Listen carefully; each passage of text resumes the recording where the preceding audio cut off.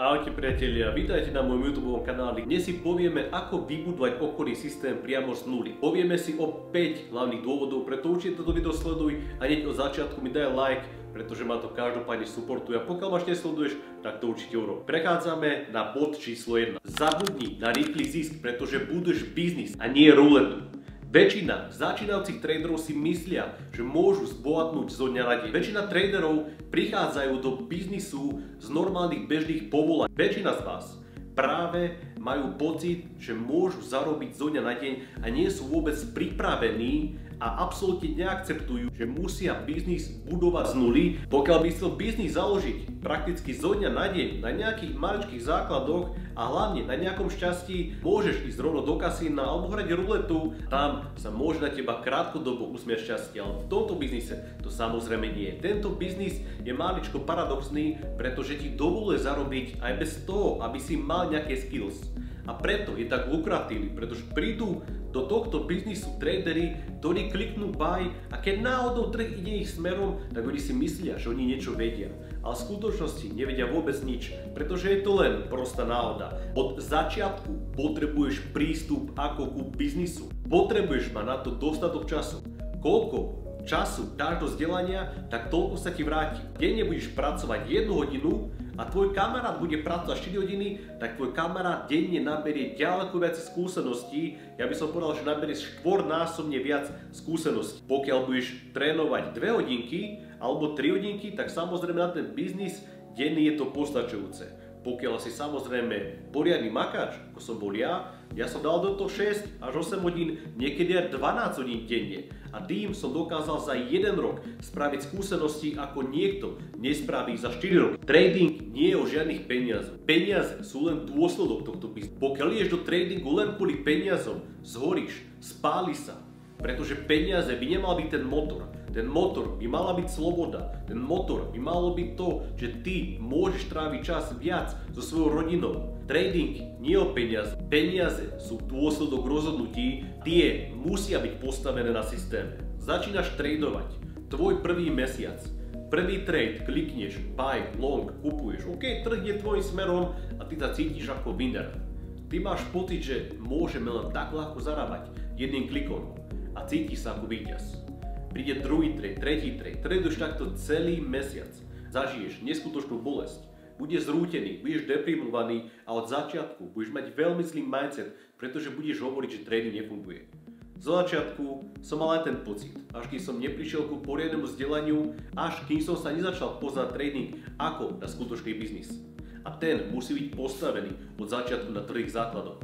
Bod číslo 2. Začni s jedným systémom, 1 až 2 timeframey a jeden jediný setup. Začiatočníci robia úplne, pokiaľ by nám ukázal začiatočník svoj workspace, určite by tam bolo milión indikátorov, pretože vtedy sa cíti ako dôležitejší trader. A to je samozrejme chyba. Ty urob presný opak. Urči si nejaký väčší timeframe, z ktorého si robíš analýzu, môže to byť M30, môže to byť market profil. Pokiaľ by tvoja analýza pochádzala z M30, tak na exekúciu môžeš využívať M5.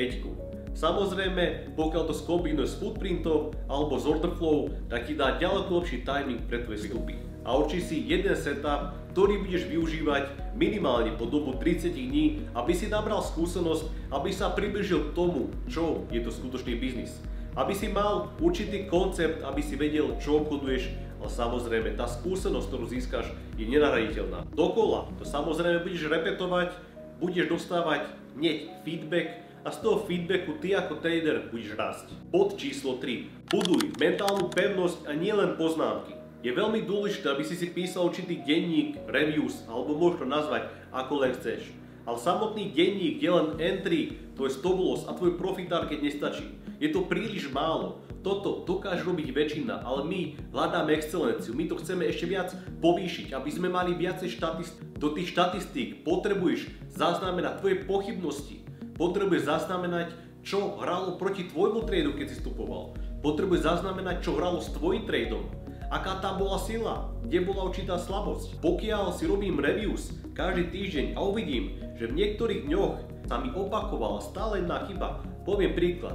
Nedodržal som podľa môjho obchodného systému určitý pullback, ktorý ja čakám a naskakoval som o niečo skôr. To znamená, môj timing nebol najlepší.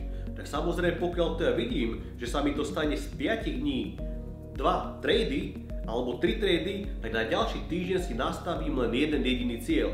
A ten cieľ musí znieť veľmi jasne, že budem vždy vstupovať na tom a tom pullbacku za každých okolností. Ja som sa veľa popálil v môjom živote. Trading ma zbil ako nikoho z vás.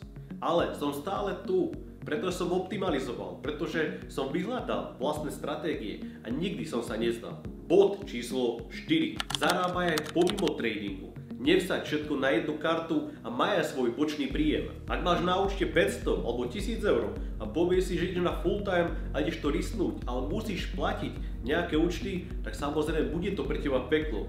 Budeš mať extrémny tlak, že musíš zarábať peniaze. A to my v tradingu nechceme. My máme dosť toho tlaku aj bez toho, aby sme sa stresovali. Preto je veľmi dôležité, aby hneď od začiatku si mal nastavené, že máš peniaze na minimálne aspoň 6 mesiacov vpred. To znamená, pokiaľ za týchto 6 mesiacov ty nezarobíš tradingu ani jeden jediný cent, tak stále prežiješ. A týmto si vykrieš práve ten tlak a budeš sa ti tradovať ďaleko pohodlnejšie, pretože ty nemusíš zarobiť prvý mesiac. A keď zarobíš, tak je to samozrejme plus pre teba. Pracuj bokom, nájdi si nejaký druhý job, alebo choď na brigády a vyhrať si tvoj čas na tradovanie, aby si splňal povedzme 2-3 hodinky denne. Prvý reálny výsledok aj tak nepríde skôr ako za pol roka. Ja by som kľudne podal aj viac, ale nechcem vás demotivovať a sklamať.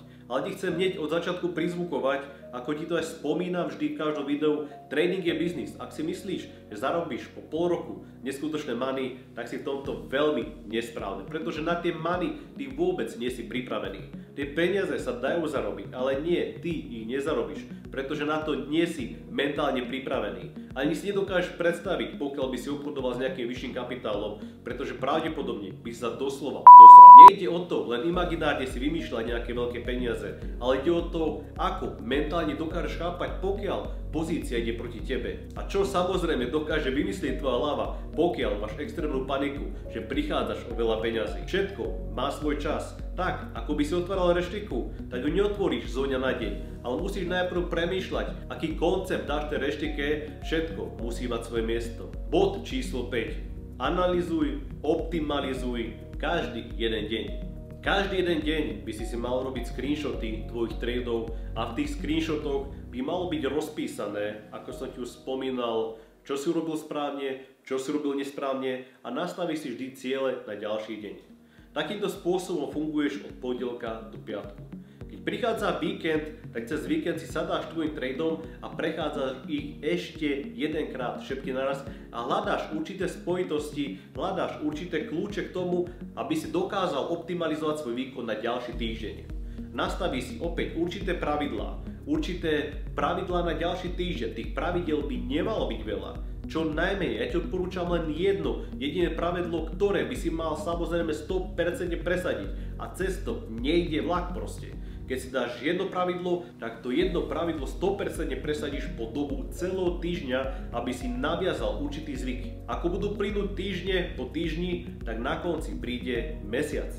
A po mesiaci si k tomu opäť sadáš a tak, ako si robil týždenný reviews, tak si robíš aj mesačný reviews, aby si vedel, čo za ten mesiac robil dobre, čo si urobil špatne, aby si skontroloval určité metriky, aby si dokázal optimalizovať, pretože po mesiaci už môžeš mať kľudne 100 tradeov. Tam by si mal začínať, akým spôsobom optimalizuješ tú stratégiu, akým spôsobom môžeš navyšovať RR-ko alebo zvyšovať nejakým spôsobom e-trade. Nie je dôležité vyhrávať každý deň.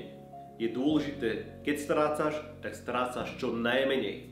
Preto, pokiaľ si sa niekde učil, že mal by si držať veľké straty a brať veľmi rýchle targety, tak je to samozrejme špatne, pretože robí to väčšina z vás a nikdy to nebude funkčné.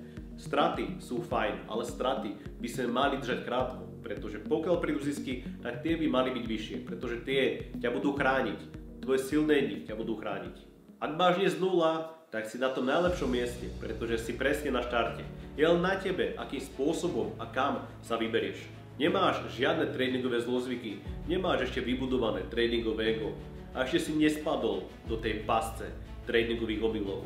Preto som tu pre teba, by som ti ponúkol mentoring, pretože mentoring je ten najvyšší level, ktorý ti môžem ponúknuť. Každým klientom pracujem veľmi individuálne a budujem s ním tradingový systém. Máme spolu súkromné hodiny, posúvam na Discord. Pracujeme veľmi intenzívne. Ja ti ďakujem, že si pozrel toto video. Pokiaľ ma chceš kontaktovať, tak to kľudne urob na môj mail matej@skalmaster.sk a my sa vidíme na ďalšom videu. Ahoj!